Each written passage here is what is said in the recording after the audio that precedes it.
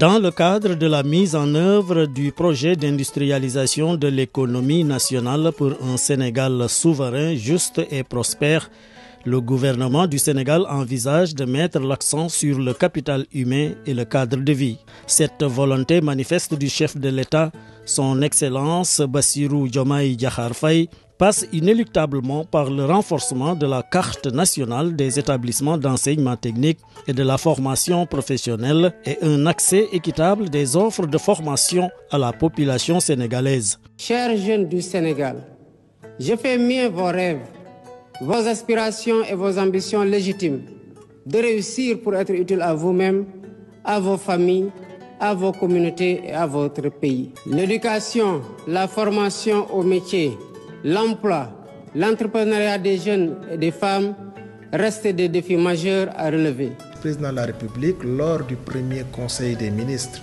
le 9 avril 2024, a déterminé 5 orientations qu'il veut bien donner à ce projet de transformation systémique du Sénégal. La première orientation, le président de la République a parlé de la jeunesse, avec ses problèmes d'éducation et ses problèmes de formation professionnelle. Au regard de la Constitution du Sénégal qui garantit à tous les citoyens sénégalais le droit à l'éducation et à la formation, le ministère de la formation professionnelle s'est attelé à mettre en œuvre à travers sa politique de formation cette préoccupation majeure des autorités publiques. Au-delà, la formation professionnelle et technique s'affirme comme un levier indispensable pour préparer les jeunes à intégrer efficacement le marché du travail. L'objectif principal du président de la République, c'est également de mener une politique d'équité territoriale en matière de formation professionnelle. Voilà pourquoi nous, en tant que ministère de la formation professionnelle, nous avons décidé de mailler le territoire national. Nous avons un projet de construction de 38 centres de formation disséminés un peu partout sur le territoire national. Entre 15 et 35 ans, que ces jeunes-là considèrent la formation professionnelle comme une option sérieuse. L'équité territoriale dans la formation professionnelle et technique signifie offrir à tous les jeunes Sénégalais, qu'ils soient des zones urbaines ou rurales, les mêmes opportunités d'accéder à une formation de qualité. Le département de Bakel, c'est un département qui fait 12 communes. Nous avons 3 centres de formation professionnelle, 2 à Bakel, un centre à Kidira.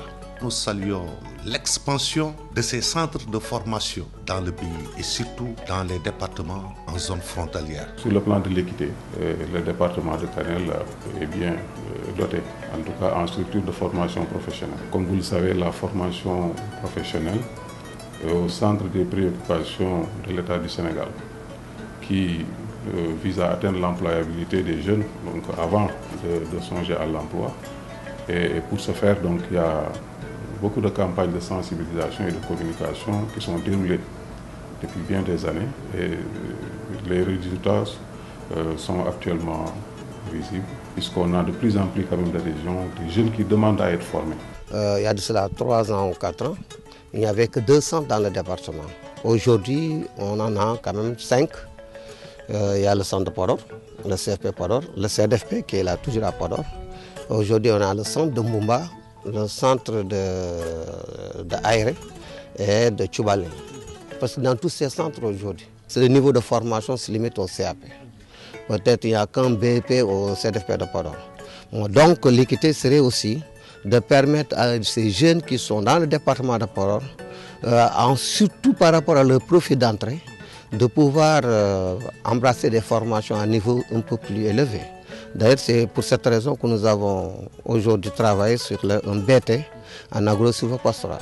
C'est une offre d'éducation qui est tout à fait normale dans nos pays sous-développés qui ont besoin d'avoir de plus en plus des techniciens supérieurs, des ouvriers qualifiés. Ça aussi, c'est une nécessité. C'est vrai qu'il faut former des mathématiciens et des lettrés, mais il faut également former des ouvriers, des techniciens, et également même des ingénieurs. Au niveau des départements, il faut dire que des plans de développement départementaux de l'éducation et de la formation sont réalisés. Un département, un centre. En plus de participer au développement du projet d'industrialisation de l'économie nationale si cher au président Bassirou Diomaye Diakhar Faye, les établissements de formation professionnelle et technique assurent l'employabilité des jeunes tout en leur permettant de rester dans leur localité. J'ai toujours voulu être un technicien dans les sociétés minières. Donc Dieu a fait que cette formation est venue à son heure. Donc c'est une nouvelle formation qui vient d'être intégrée au Sénégal, d'autant plus ici au niveau du lycée technique industriel et minier de Kédougou.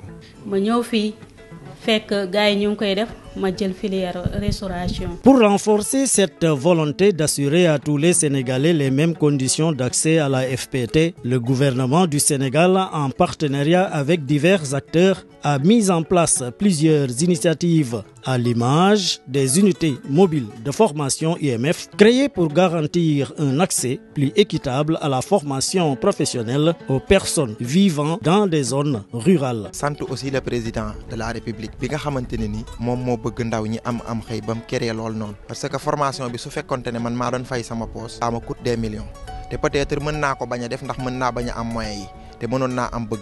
Actuellement, la préoccupation majeure des pouvoirs publics est de permettre à chaque jeune, quel que soit son lieu de résidence, d'avoir la chance de participer pleinement à la construction de la nation. Ainsi, l'équité territoriale en matière de formation professionnelle et technique n'est pas seulement un impératif moral, mais une condition sine qua non pour le développement équilibré et durable du Sénégal.